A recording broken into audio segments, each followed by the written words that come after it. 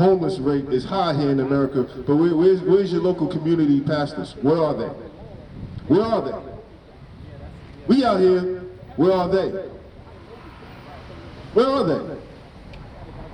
Well, nowhere to be found. Guess where he's at? Spending money, your hard-earned money.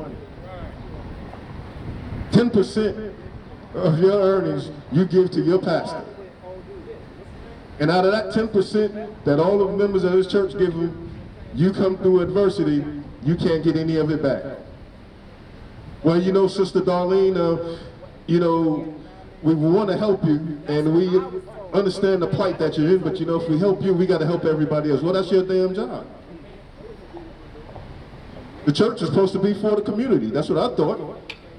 But we all know how that goes, right? Call it out. Let them know where you're reading from. Your pastor's a hustler, man. Micah chapter 3 and verse 11. The heads thereof judge for reward. They judge for reward, man. That's their whole job. They judge for reward. Look how they dress. $2,400 suits, expensive cars that the congregation bought for them, put them up in a nice house. And you got to make an appointment to see him if you down on your luck. You're supposed to be available 24 hours a day, 7 days a week if I need to talk to you. You hustling the people, man. Go ahead.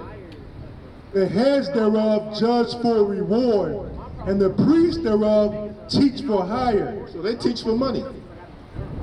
They don't tell you what we tell you. They teach for money. That's their job. To deceive you, to speak smooth things, because that's what you want to hear. Go ahead. And the priests thereof teach for hire, and the prophets thereof divine for money.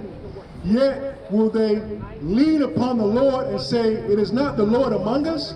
None evil can come upon us. So they think that they can get away with the things that they're getting away with. That's T.D. Jakes. Where's T.D. Jakes at? That's the question. Where is he? Since he got caught up in that scandal with Diddy, you haven't seen or heard from him. Where's T.D. Jakes?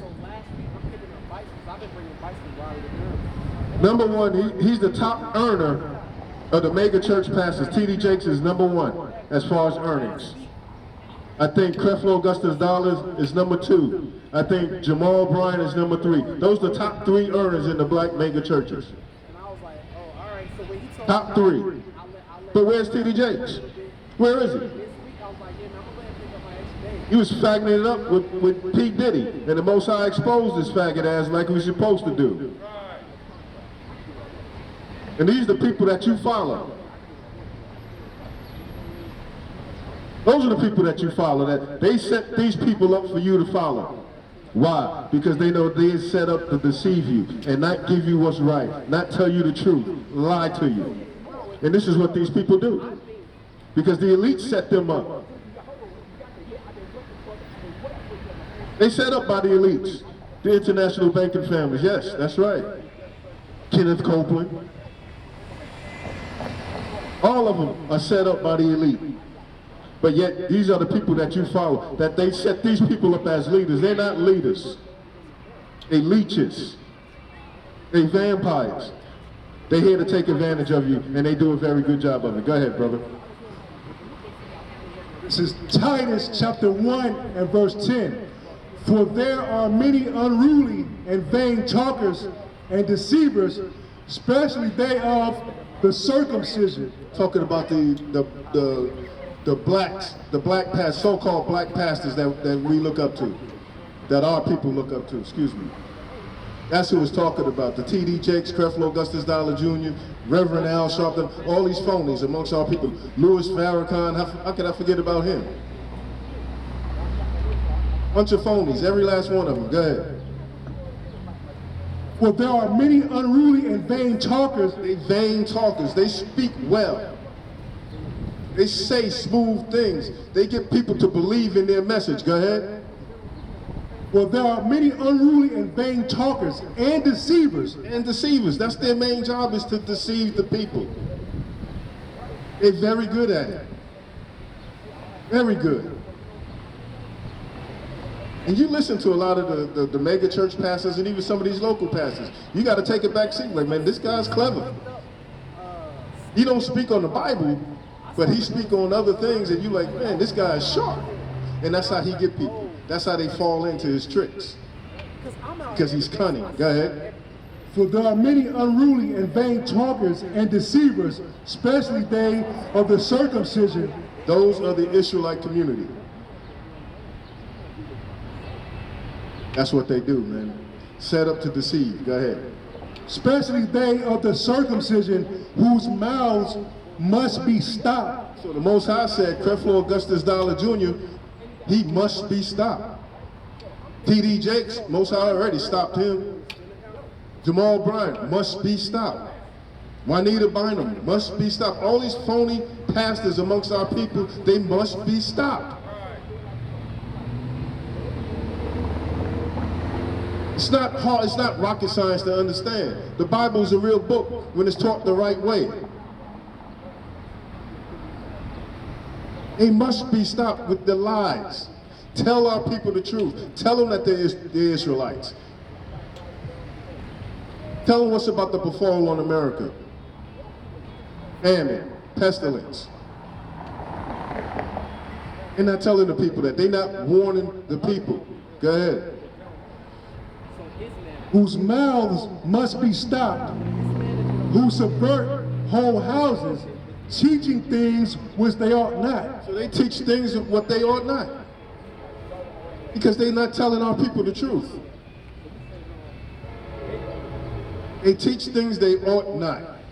Instead of teaching our people that they're from the tribe of Judah, Benjamin, Levi, and so forth. They don't do that. Because you know why? They went to Duke Divinity School. Theologian schools set up by the elite. That's why when they read the Bible and reread the Bible, you get two different narratives. Because we speaking on pure words of the Bible.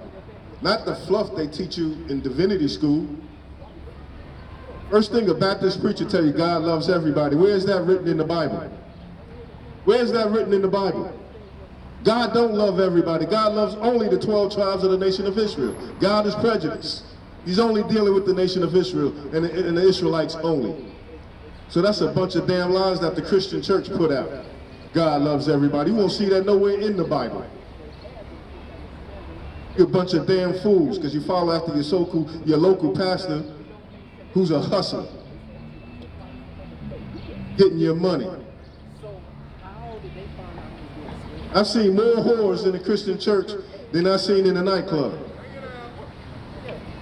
I'll repeat that. I've seen more whores in the Christian church than I've seen in a nightclub. If I was smart, if I wanted a whore, I should have went to the Christian church. Damn, I was wrong all these years. I was going to the wrong place to look for a whore. I should have went to the Christian church to get a whore. But you know, I'm making fun of it because that's what it is. I'm making light of it because that's what it is. Because that's what they do in the Christian church. Go in the Christian church tomorrow and see and find out what I'm saying is not true. Find out if what I'm saying isn't true. You can hear a pin drop on that one because they know it's true. Go ahead, I'll call it. I'll let them know what we do. Titus chapter 1 and verse 11, whose mouths must be stopped, who subvert whole houses, teaching things which they ought not, for filthy lucre's sake. For money. Filthy lucre is talking about money in the Bible. That's what they preach for. That's what Creflo Dollar preached for. That's what Joel Osteen preached for. That's what, what's that other guy's name? Kenneth Copeland. That's what he teach for. Money. Guy got 2 jets. Kenneth Copeland got 2 jets. 2. Creflo Augustus Dollar Jr. got 2 jets. What does a pastor need with 2 jets? Rolls Royce, jewelry, Maybachs, and your congregation is struggling. But you live in the high life, lying to your people. Lying. 2 jets. 2. Not one, but two. He got 2 jets. What does a pastor need with 2 jets? I bet you none of the people